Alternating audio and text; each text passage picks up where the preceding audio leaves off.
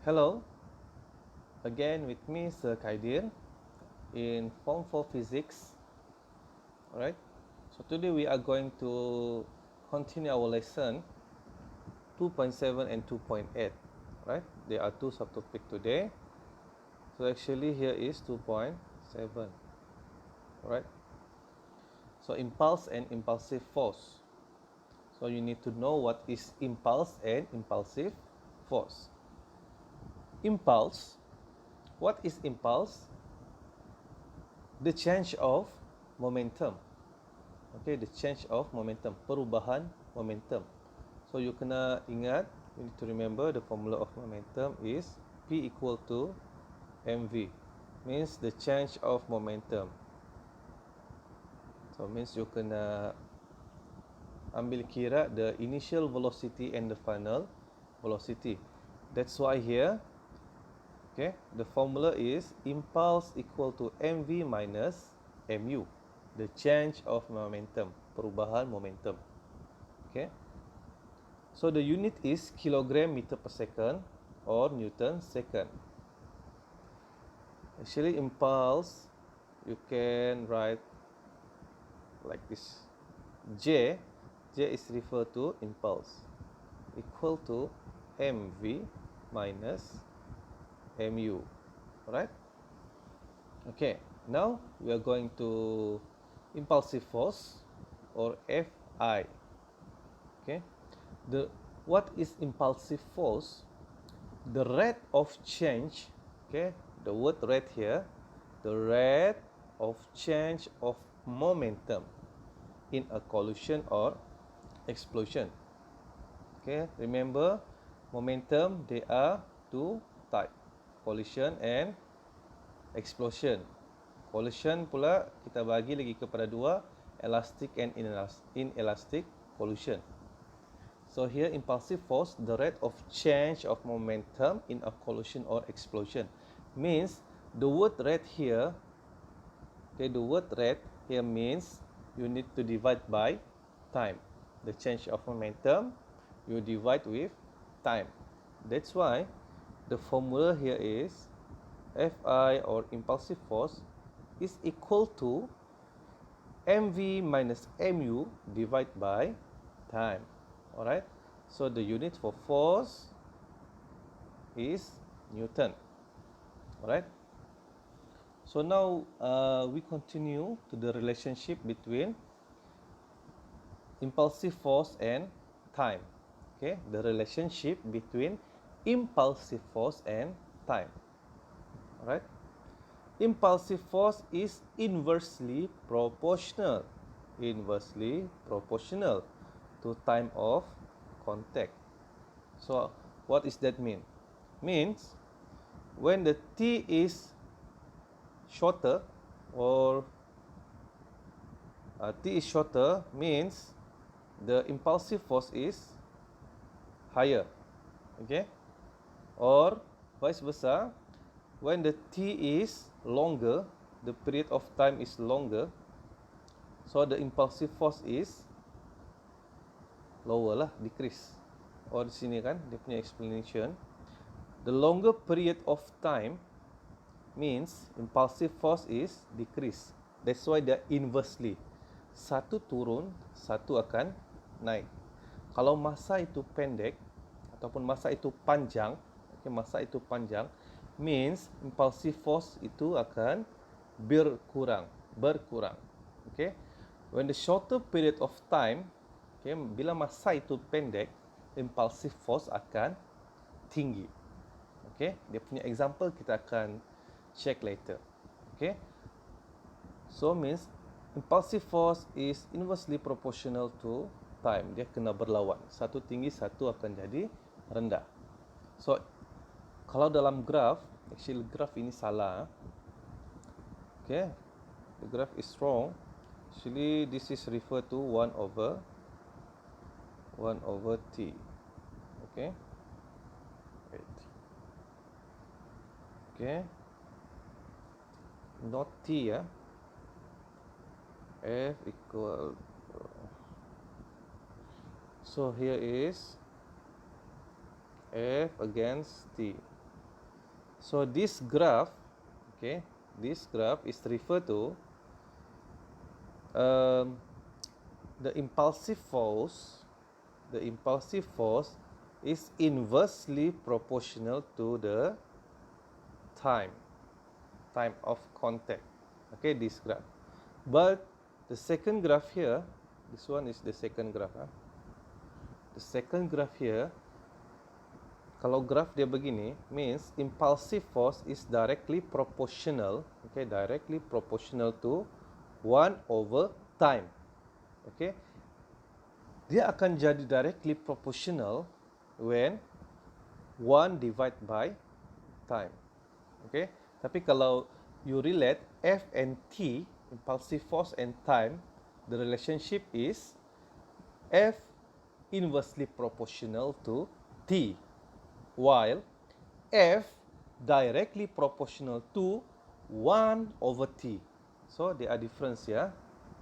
Sini dia against T, sini dia against 1 over T.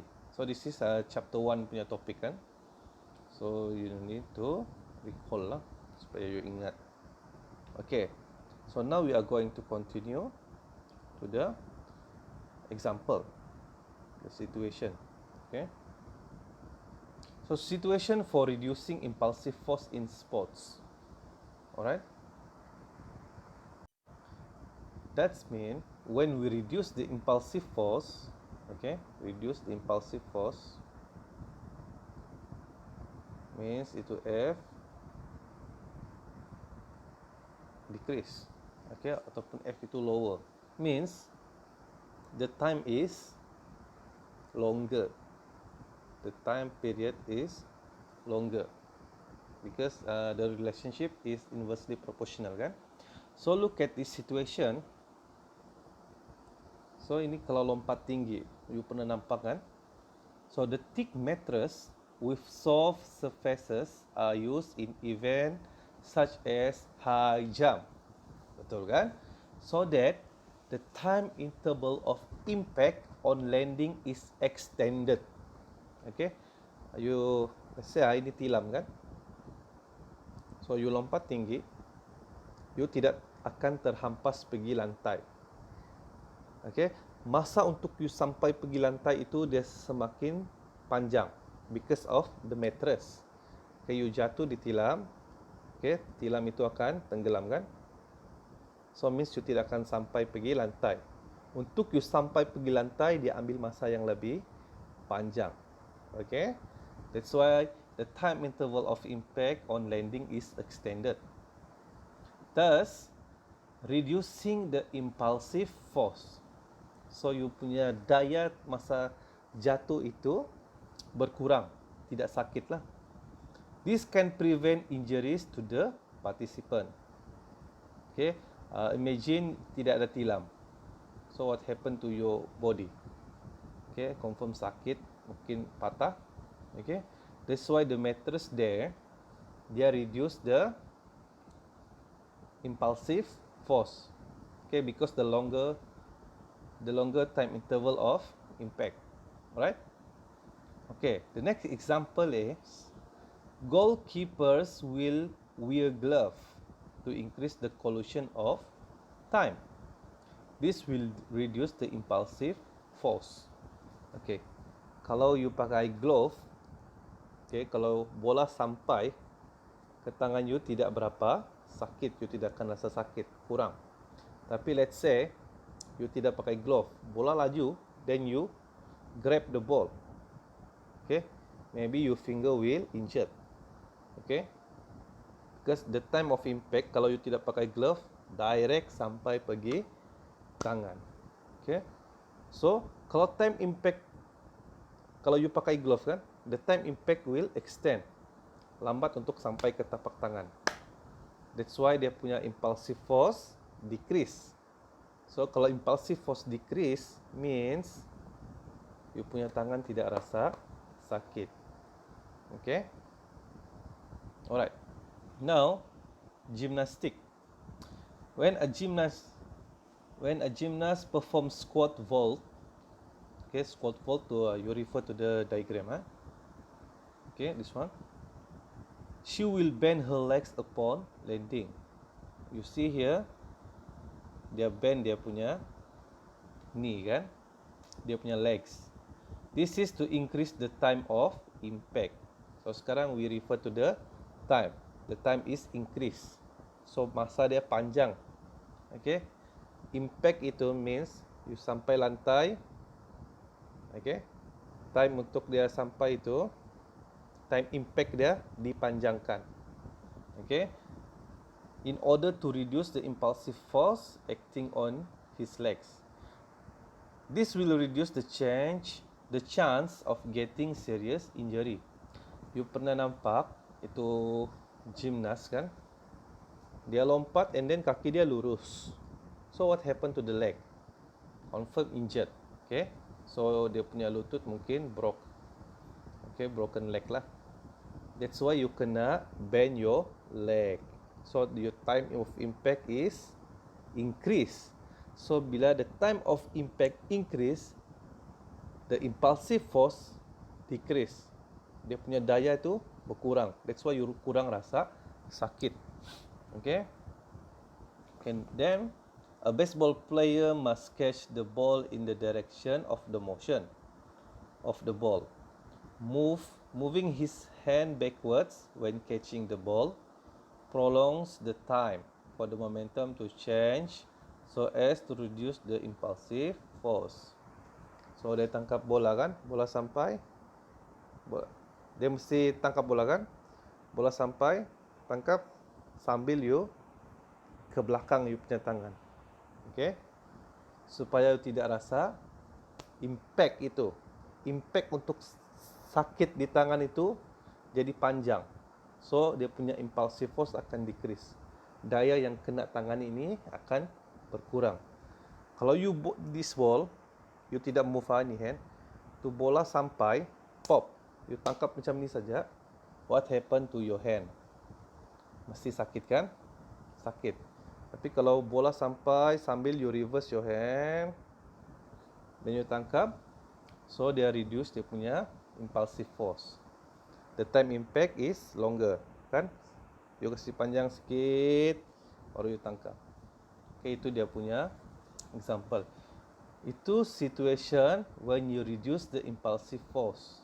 Means kalau you reduce the impulsive force, the time impact decrease. So we go to the next situation. The situation of increasing impulsive force. Means kita mau satu daya impuls yang sangat kuat. So apa kelebihan daya impuls yang kuat?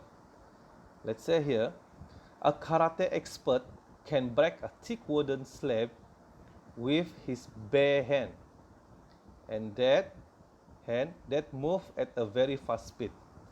Okay. The short time impact result in a large impulsive force on the wooden slab. So the time impact untuk sampai tu wooden tu kayu kan, direct, you punya tangan direct pergi kayu. So time dia tu sangat laju with the high velocity, the very hard, very fast speed. Laju kan? So the time is decrease. Kan? The time impact is decrease. Shorter lah, kan pendek. So kalau the time is shorter, the impulsive force is higher, meningkat. That's why daya kuat yang dikenakan itu dapat mematahkan itu kayu. Okay. Alright. Next, a massive hammerhead moving at a fast speed. So kalau dia bilang sudah laju, fast means the time of impact is shorter. Okay, is brought to rest upon hitting the nail. The large change in momentum within a short time interval produce a large impulsive force which drive the nail into the wood. Okay. Kalau tu paku, kalau you letak something lah di atas itu kepala paku kan, let's say you letak buku. Okay. Let's say this one is buku kan, this one is paku. you letak buku sini atas paku. And then you ketuk pakai tukul. And then you compare dengan tukul direct dengan itu paku. Apa beza dia? Kalau you ketuk paku yang ada buku, lambat untuk tertanam ke dalam kayu. Because why? Because the time of impact is longer. Sampai buku dulu itu force, baru sampai pergi paku. That's why kalau kamu ketuk lambat untuk tertanam. Tapi kalau hammer direct ketuk tu paku direct kan. So the time impact to reach the nail is shorter. Direct kan. That's why dia akan produce the larger impulsive force. So ini kelebihan. Ada kelebihan, ada keburukan. Okay. And the last example here is pestle. Pestle and mortar. Ini lesung batu. Pestle and mortar are made of stone. Okay, dua-dua batu, dua-dua keras. When a pestle is used to pound chilies, the hard surfaces of both the pestle and mortars cause the pestle to be stopped in very short time. Okay, a large impulsive force is resulted, and thus causes these spices to be crushed easily. Betul lah kan? You tumbuk itu lada direct daripada itu pestle, you ketuk itu lada, terhempas dekat mortar, kan? That's why the time of impact is shorter, so the larger impulsive force is produced. So ini senang lah, okay? Actually you can relate to the real situation.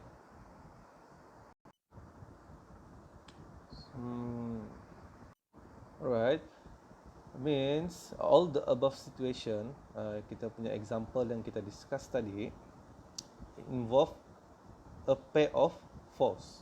Okay, means ada satu pasang force yang bertindak dalam situation tadi. Okay, lompat tinggi, pestle and mortar, and others. So the pair of force is action and reaction. So every action have reaction. Remember that, okay? Every action have reaction. So the relationship between action and reaction is explained in Newton's third law of motion. So you already know about the first law of motion, first Newton law, second Newton law, and now is third law. The first Newton law is about inertia. Okay. The second one is the Newton's second law is F equal to ma. And the third law of motion is about action and reaction. So Newton's third law of motion states that every action there is an equal reaction. Okay, every action there is an equal of reaction, but in the opposite direction. Okay, contoh kalau you ketuk itu lesung batu tadi, pestle, kan, pestle, you ketuk pergi mortar. So your action is you knock pergi bawah, you ketuk bawah. So what you feeling? Apa yang you feel? Kalau you feel, first you ketuk, you mesti terasa macam kena tolak pergi atas, kan? So action dia ke bawah. Okay, you ketuk, you akan rasa you punya tangan naik, kan? So yang naik ini ialah dia punya reaction. Okay, so itu dia punya contoh action and reaction. Ataupun you boleh tengok sini. Okay, let's say you tengah bawa boat. So boat pedal push water back. Okay, di sini dia punya action. Okay, you kayuh air. Itu pendayung pergi air pergi belakang. So itu you punya action. So what is the reaction? Okay, so the reaction is on the boat. Itu boat akan pergi depan. Okay, kalau you push dia punya action with 50 Newton, okay, 50 Newton, So the reaction is negative 50 Newton. Okay, so your action is 50 Newton. Okay, so dia punya reaction mesti sama, dia punya magnitude sama, 50 Newton, but negative. Why negative? Because dia pergi depan. Your action pergi belakang, tapi both itu pergi depan. Alright, so itu ada action and reaction. Ada example, you tengok sini. So ini car dia crash dengan ini wall. So dia punya action, dia langgar itu wall. So the reaction is the car is undur. Okay, you hit this wall, kan ini kereta akan terreverse sikit kan. You crash, dia akan terundur sikit. Ataupun dia crash, you tengok dia punya bahagian depan dia akan kemek ke belakang. Kemek kan. So itu dia punya reaction. And the rocket, the action on gases is downwards, but the reaction of the rocket, dia akan moving upwards. So the action is one and the reaction is here.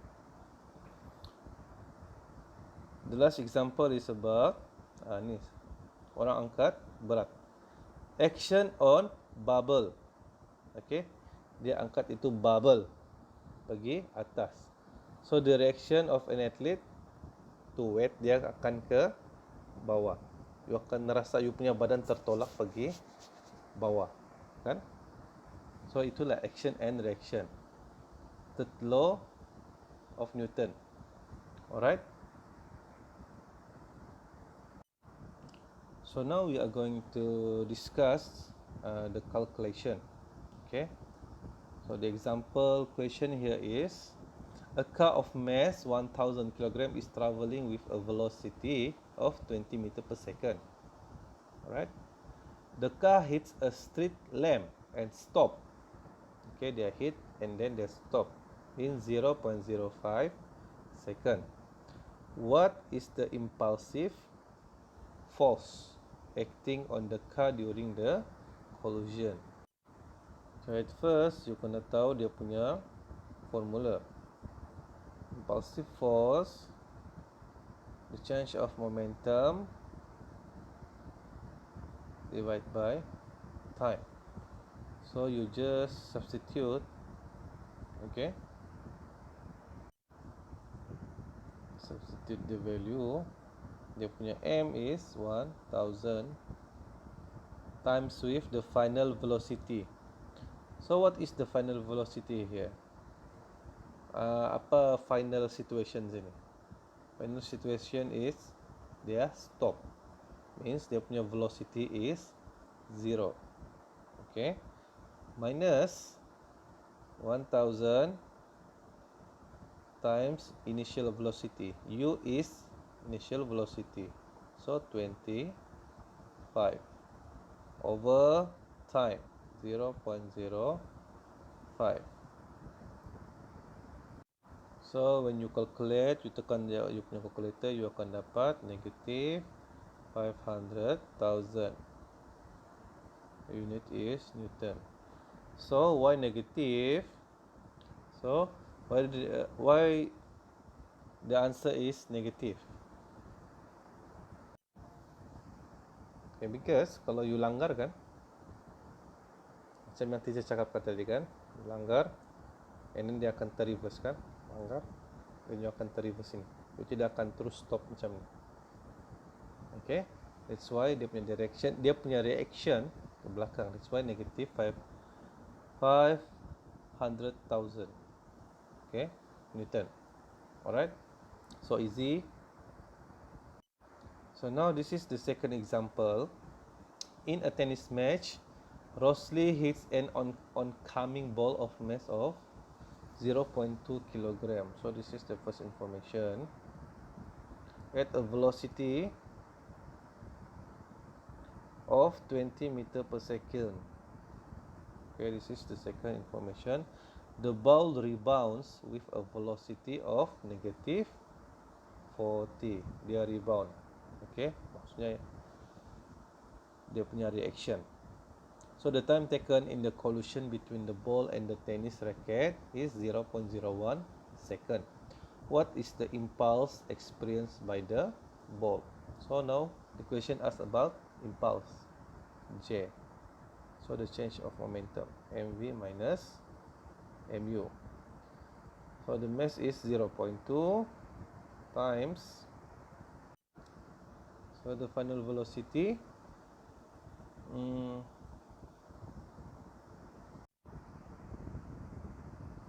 40, final velocity kan, minus 0.2 times u, initial velocity 20. Okay, di sini you kena alert, there should be in negative 20. Ayo.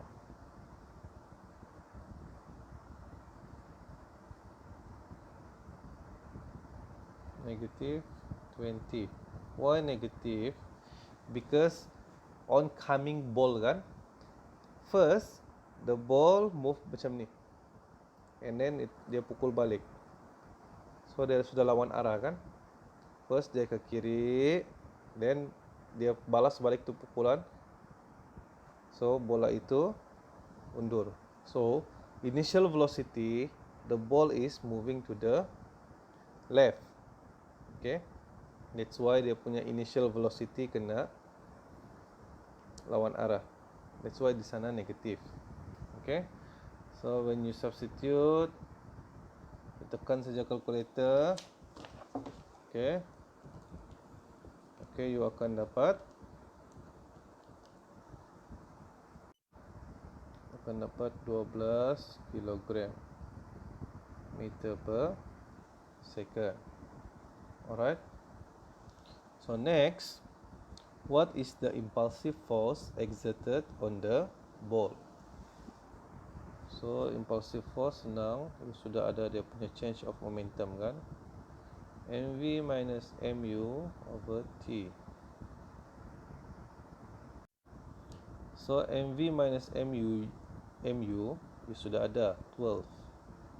Okay, dia punya time is 0.01 second. So that's mean you punya answer is, kalau you divide, you akan dapat 1200 Newton. Okay, this is the answer. Alright. So this is the first subtopic. So I'll make the second video for the second subtopic for today. Okay. So hopefully you all can understand. So see you in the next video. Alright, bye bye.